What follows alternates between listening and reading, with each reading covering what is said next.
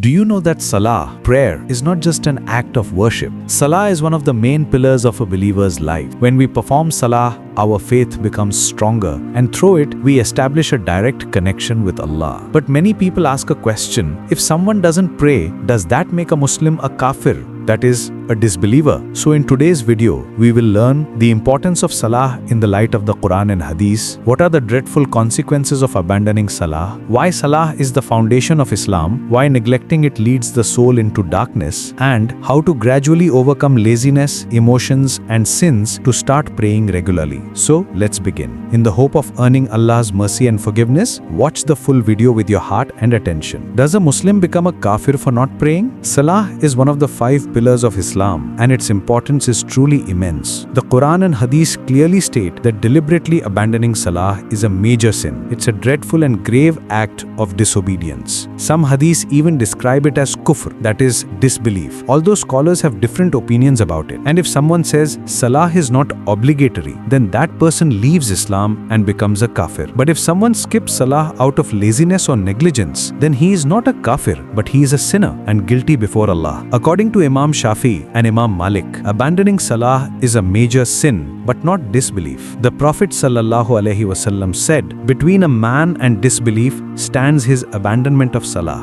This hadith has been reported in Sahih Muslim 82, Tirmizi 2621 and Ibn Majah 1078. Allah the Almighty says, "So woe to those who pray, but who are heedless of their prayers." Surah Al-Ma'un 107:4-5. However, Imam Ahmad and Ishaq ibn Rahwaya said, whoever intentionally abandons Salah reaches the brink of disbelief. Yet all opinions agree on one thing: leaving Salah is a terrible act and a grave mistake. It's a sin that plunges the heart and soul into deep darkness. The consequences of abandoning Salah, according to the Qur'an and Hadith. Abandoning Salah is a major sin. Its punishment is severe both in this world and in the hereafter. Allah subhanahu wa ta'ala warns in the Qur'an through the conversation of the people of hell.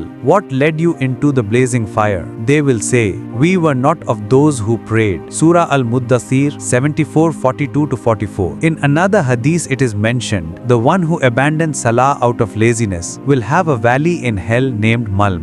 Sahih Ibn Hibban, hadith number 146. This proves that abandoning Salah, even out of laziness, is a major sin. The Prophet, peace be upon him, also said, the 5 daily prayers are a light, a proof and salvation for the one who observes them. But for the one who neglects them, there will be no light, no proof and no salvation. On the day of judgment, he will be with Pharaoh, Haman, Qarun and Ubay ibn Khalaf. Ahmad, hadith number 6567. As for worldly punishment, scholars differ. Under Islamic law, after repentance is refused, strict punishment may apply, though opinions vary on its nature. Allah subhanahu wa ta'ala says, "Say, O my servants who have transgressed against themselves, do not despair of the mercy of Allah. Indeed, Allah forgives all sins." Surah Az-Zumar 39:53. This verse proves that even after committing major sins, forgiveness is possible through sincere tawbah, repentance. How is the importance of Salah described? The 5 daily prayers are the foundation of Islamic life. Salah connects the servant directly to Allah. Allah says in the Quran, "Establish the prayer, give the zakat, and bow with those who bow." Surah Al-Baqarah 2:43. In another verse, Allah says to the Prophet, and to us as well, "Recite what has been revealed to you of the book, and establish prayer. Indeed, prayer restrains from indecency and evil deeds." Surah Al-Ankabut 29:45. These verses prove that Salah is not just an act of worship, it helps Muslims stay away from sin and immorality. The Prophet ﷺ said, Islam is built upon 5 pillars: the testimony of faith, Salah, Zakah, fasting, and Hajj. Sahih Bukhari 8, Sahih Muslim 16. He also said, whoever abandons the Asr prayer, his deeds will be nullified. Sahih Bukhari, Hadith 553. And he said again,